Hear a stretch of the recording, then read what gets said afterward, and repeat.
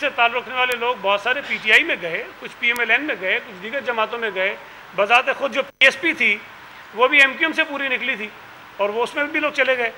لیکن اس وقت Pakistan Peoples party میں جو شمولیتیں ہو رہی ہیں اس کے بعد اتنا سٹ پٹا جانا ایم کیو ایم کا، یہ اس بات کو ثابت کرتا ہے کہ وہ پاکستان پیپلز پارٹی کی جو شہر میں مقبولیت ہے اس سے پریشان ہے. یہ کئی برسوں سے آپ سے بات چیت ہوتی رہی. جب پاکستان پیپلز پارٹی میں یہ ہمارے جو دوست بیٹھے ہیں مختلف اوقات میں شامل ہو رہے تھے تو ہم اس وقت بھی کہہ رہے تھے کہ پاکستان پیپلز پارٹی شہر میں مقبول ہو رہی ہے اور آنے والے دنوں میں پیپلز پارٹی شہر کی سب سے بڑی جماعت ہوگی. اور اللہ کا شکر ہے کہ آج جب میں آپ سے بات کر رہا ہوں تو اس وقت پیپلز پارٹی کراچی کی سب سے مضبوط اور سب سے بڑی جماعت ہے.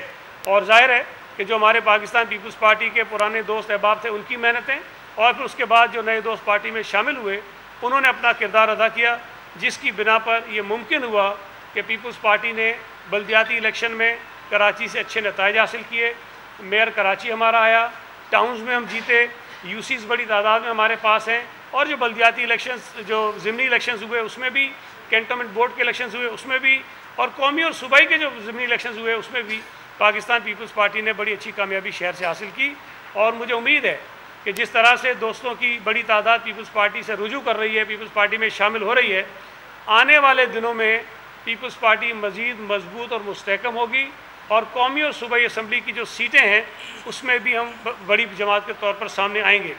میں صرف ایک گزارش کرنا چاہتا ہوں ہمارے ایم کیو ایم کے دوستوں سے، آپ کو آزادی ہے، آپ اپنی سیاست کریں، آپ اپنے جو آپ کے پلانز ہیں شہر کے لیے، جو آپ کے منصوبے ہیں شہر کے لیے، جو آپ بھلائی کا سوچتے ہیں لوگوں کے لیے، آپ وہ اپنے نعرے لگا کے، بیانات دے کے، پلانز بتا کے، مینیفیسٹو دے کے لوگوں کو اپنی طرف قائل کریں.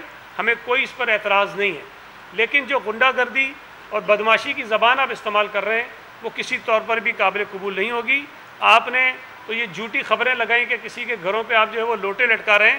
ہم جھوٹی خبریں نہیں لگائیں گے، ہم کٹھ پتلیاں بنا کے آپ کے گھروں پہ لگا دیں گے کہ آپ کٹھ پتلیاں ہیں. آپ حقیقی سیاست نہیں کر رہے ہیں، آپ اشاروں پہ چل کے کسی طرح سے شہر پہ قبضہ کرنا چاہتے ہیں، وہ نہیں ہوگا.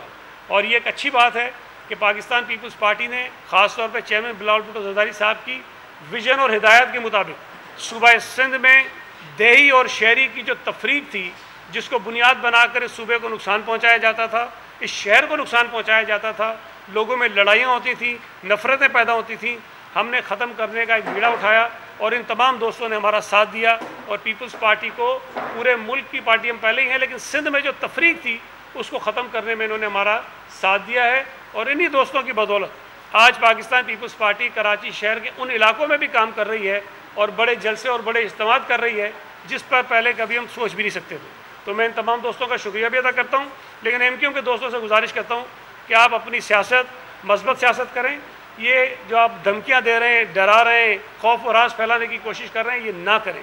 اور میں آپ کو ابھی بتا رہا ہوں کہ ایم کیو ایم کے اس جو دھمکی آمیز رویہ ہے اس کے باوجود بھی آنے والے دنوں میں ہم آپ کو اور بہت سارے چہرے اپنے ساتھ یہاں بٹھا کر پیپلز پارٹی میں شامل کروائیں گے اور انشاءاللہ تعالیٰ کراچی شہر کو پیپلز پارٹی کا گڑھ بنائیں گے اور کراچی شہر کو امن اور محبت کا گہوارہ بنائیں گے. آپ بات کر لیں گے؟ جی جی ہمارے پاس کوئی مائک ہے جو پیچھے چلا جائے، موو ہو جائے. آپ بات کر لیں گے؟ شکریہ پہلے. ہاں میں سوری میں بالکل بھول گیا، میں نے لکھا ہوا بھی تھا. میں سب سے پہلے تعزیت کرنا چاہتا ہوں خالد مقبول صدیقی صاحب کی، والدہ کا انتقال ہوا ہے. اللہ تعالیٰ ان کی مغفرت فرمائے اور ان کے تمام لواحقین کو صبر جمیل عطا فرمائے. ایک منٹ ذرا سوال کی بات کر لیں.